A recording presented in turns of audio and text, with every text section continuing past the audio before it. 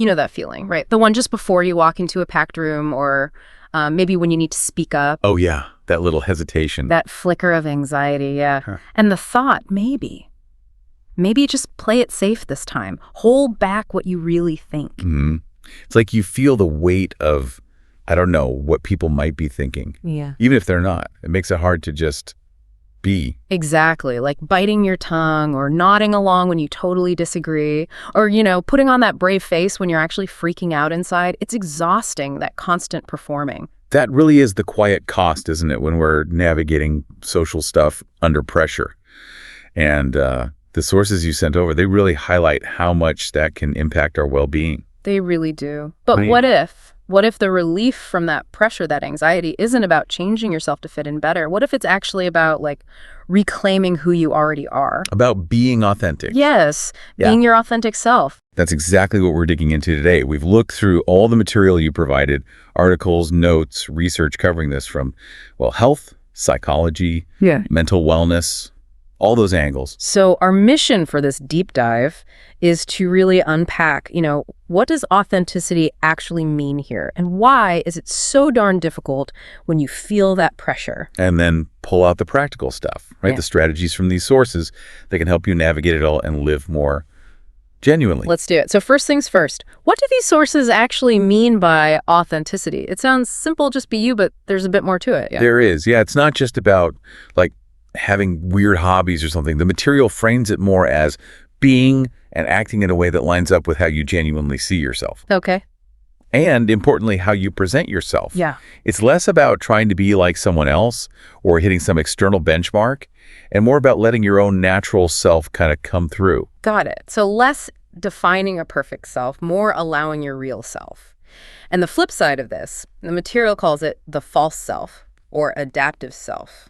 That's the version that shows up under pressure. Exactly that. And the core reason it's tough to stay authentic is, it's perceived risk. We're worried about losing approval or maybe just looking bad, Looking bad how? Like stupid or awkward? Yeah, or insecure or wrong. All of that feeling of potential exposure, it just makes it feel easier in that split second to tell a little white lie or just go with the flow, even if you don't agree. But like you said, the sources are clear doing that consistently. When it clashes with who you really are, it takes something out of you, like a constant low-level energy drain. Mm-hmm.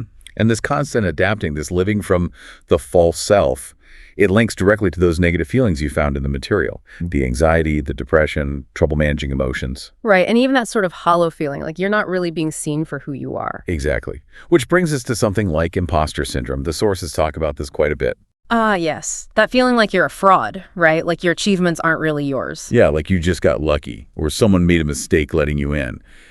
At its heart, it's often tied to that feeling of not quite belonging, which can be fueled by constantly acting like you've got it all together when inside you're paddling furiously. And you're just waiting to be found out, which connects to what one source called the reveal. I liked that term. Me too. It's vivid. It's that paralyzing fear that everyone else's negative judgment about your, hidden flaws or insecurities is actually spot on. And that fear drives us to hide, to avoid. Right. And the material even breaks down different flavors of this fear. They're super relatable, like worrying people will notice your physical anxiety, sweaty palms, shaky voice. Oh, yeah. Or just worrying you look unattractive or weird or just off. Mm-hmm.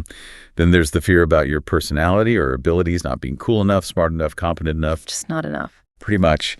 And finally, the fear of saying the wrong thing. Awkward silence, boring story, emotional overshare, or just completely freezing out. And the irony, which the sources point out, is that this intense fear of being revealed, this drive to hide, actually stops you from getting what you probably want most in those situations. It is genuine connection. You build these walls to protect yourself, but they end up blocking everyone out. Absolutely. Okay, so that's the problem space. Where do these negative feelings and fears actually originate? The sources point heavily towards cognitive distortions. Right. These are like faulty thinking habits, filters that twist things negatively. Exactly. They act like an internal pressure cooker, seriously cranking up the social anxiety. The material lists a few common ones, like all or nothing thinking, black and white. If it's not perfect, it's a total disaster. Yeah, like messing up one note means the whole performance was trash. Or catastrophizing, blowing things way out of proportion. Like one bad grade means your entire future is ruined. Game over. Right. And mind reading, where you just assume you know what others are thinking, and it's always negative about you. They all think I'm an idiot for asking that question. That kind of thing. Exactly. Recognizing these is key because it shows a lot of the pressure isn't just external. We're creating a huge amount of it ourselves, inside our own heads. Okay, so how do we start taking this apart? The sources offer a bunch of strategies, but they all seem to start with one thing: self-awareness. Foundational. Absolutely. You really need to get clear on your own values, what actually drives you, what you want, your core beliefs about yourself and how the world works. And the sources suggest looking back, right, at your upbringing, family dynamics. What did it take to feel like you belonged? What were you taught to be afraid of?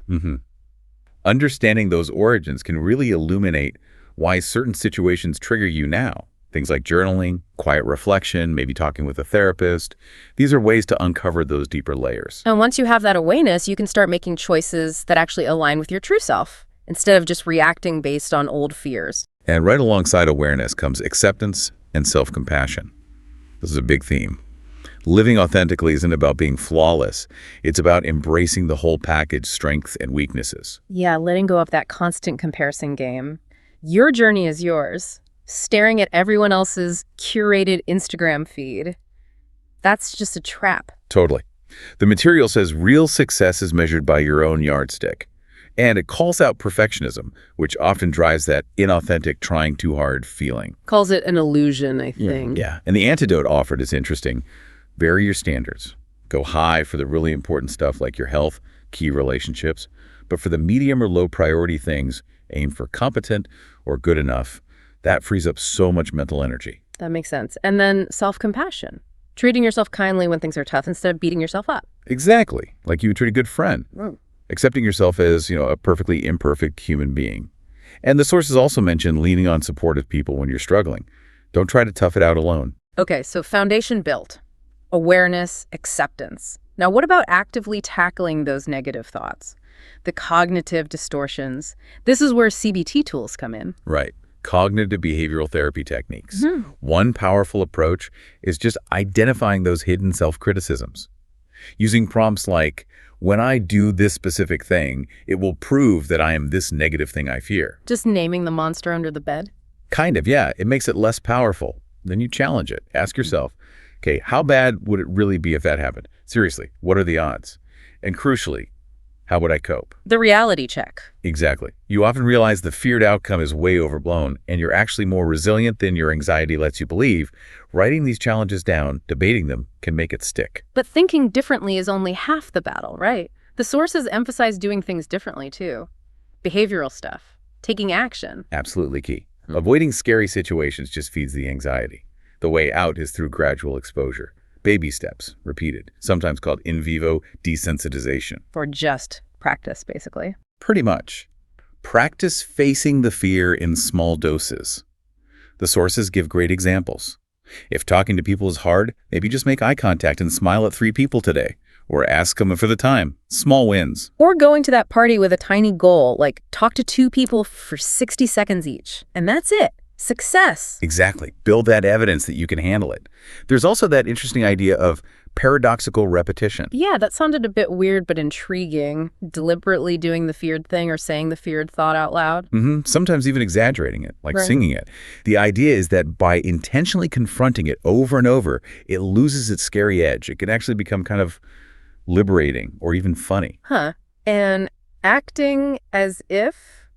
Planning behaviors like you already believe the positive thing about yourself. Yeah, it's like rehearsing the authentic you until it feels less like acting and more like you. Which leads nicely into another major skill the sources cover. Assertiveness. Oh, huge.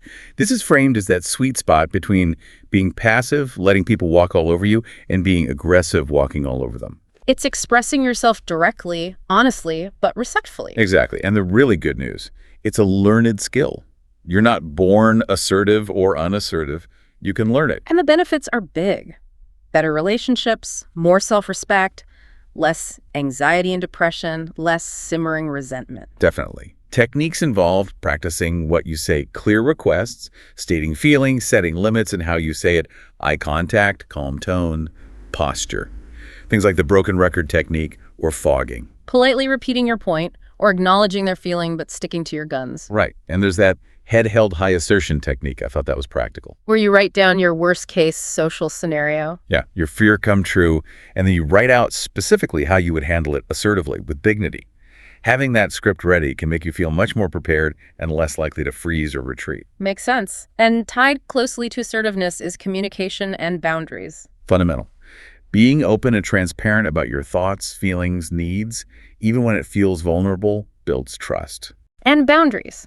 Learning to say no. Yes, saying no to things that aren't essential, that drain you, and doing it without feeling guilty.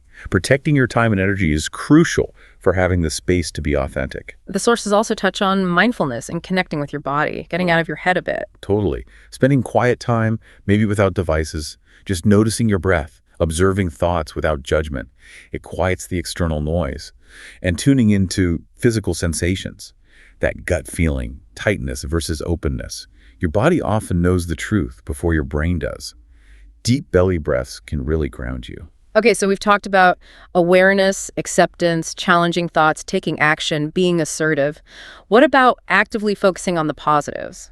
Our brains tend to notice the negative stuff more. Big time. The negativity bias. So the sources suggest actively gathering evidence for the good stuff, like keeping a positive qualities record. Listing your strengths, achievements, things you've overcome. Yeah, even small things. Reading it regularly helps counterbalance the inner critic. Or a journal where you note daily actions and the positive traits they show. Makes the positives feel more real. And activity scheduling. Yeah. Planning fun things or tasks that give a sense of accomplishment. Right, it fights that tendency to withdraw and do nothing when you feel low. Accomplishment doesn't have to be huge. Even small tasks count. It builds momentum and self-esteem. So all this builds towards tackling the really deep stuff, those unhealthy core beliefs like I'm worthless or I don't belong. Exactly. These are often the root. The sources offer ways to develop new, healthier core beliefs, ones that are actually true and empowering. How do you do that? Methods include thinking about your best moments, imagining a future confident self, thinking about people you admire and what beliefs they might hold, or even acting as a mentor to your younger self. The key is the new belief should feel believable to you and be stated positively. And then you need to strengthen that new belief. Yes. Techniques like a cost-benefit analysis. What do I gain by ditching the old belief and embracing the new one? Or writing out a core belief argument, like you're making a case in court for why your new belief is valid, using all the evidence you've gathered. Defending the positive. Precisely. It helps cement it and challenge those old, ingrained negative patterns. Wow. Okay. So pulling it all together, what we've really unpacked here is that finding relief from social pressure, from anxiety, it's not about becoming someone else. It's not about a better performance. No, it's more like uncovering and accepting the person who's already there, your authentic self, and then learning these practical tools to manage the external world and your own internal chatter. And the big takeaway feels like choosing authenticity isn't just a nice idea. It's actually a practical route to feeling better, having stronger connections, boosting confidence. And just engaging with life more fully, right? With more vitality. Yeah. So maybe the final thought for everyone listening. If the cost of not being authentic is your well-being, your energy, real connection, what's one small step, maybe even a slightly scary one, you could take today? Just one little step to reclaim a tiny piece of your true self, even when you feel that pressure. That feels like a really powerful question to sit with. This has been a fascinating deep dive into the material you shared. It's been great exploring it. Thanks for bringing this topic up.